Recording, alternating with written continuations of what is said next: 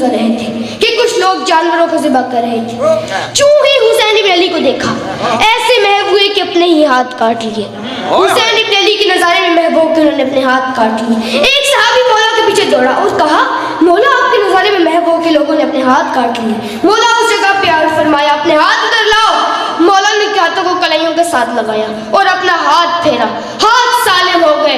اس دن حسین ابن علی نے تاریخی جملہ فرمایا، آج کے بعد جو بھی میری محبت میں زخم کھائے گا میں حسین آ کے اسے بخش کروں گا۔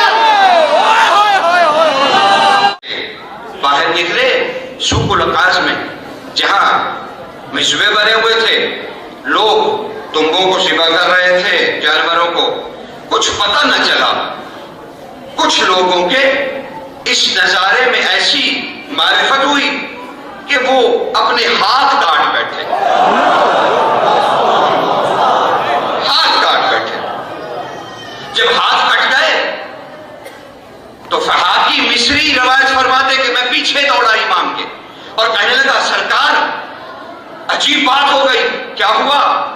مولا آپ کے نظارے میں کچھ لوگ ایسے کھوئے کہ کچھ قصابوں کے ہاتھ کٹ گئے۔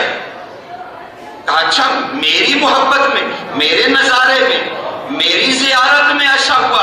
ہاں مولا آپ کے لیے ہوا۔ کہا واپس چلو۔ حسین ویسے ہی واپس پلٹے، بازار میں آئے اور کہا ذرا کس کس کے ہاتھ کٹے، ذرا میرے قریب آؤ۔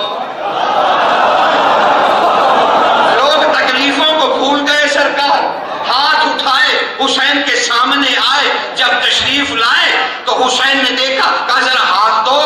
ہاتھ لیا، کلائی سے لگایا، حسین نے اپنا ہاتھ مس کیا، کلائیاں سالم ہو گئی، ہاتھ لگ گئے، جڑ گئے، زندگی آ گئی۔ سب کے